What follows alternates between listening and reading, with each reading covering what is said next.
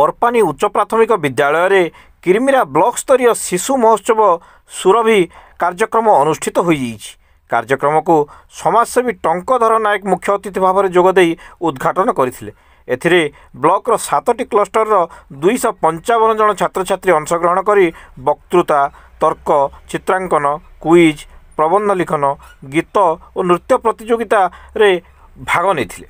School प्रधान शिक्षक सुनील कुमार पटेल अध्यक्षतार अनुष्ठित उद्यापनी उत्सव में किरमिरा ब्लॉक अध्यक्षा कृष्णप्रिया साहू, बीडीओ सर्बानंद सिंह, किरमिरा सरपंच संतोषिनी पटेल प्रमुख सम्मानित अतिथि, ब्लॉक शिक्षा अधिकारी सत्यव्रत साहू मुख्य वक्ता भाव में कार्यक्रम में जोग देइथिले।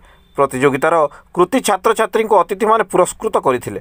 सीआरसीसी बिहारीलाल भोई, दयमंत पटेल, कृष्णचंद्र प्रधान, संजय नायक, क्षीरोत्पल प्रमुख कार्यक्रम परिचालना करथिले। सीआरसीसी दिलीप कुमार नायक धन्यवाद देइथिले। समस्त शिक्षक शिक्षयित्री माने कार्यक्रम को सफल करिवारे सहयोग करथिले।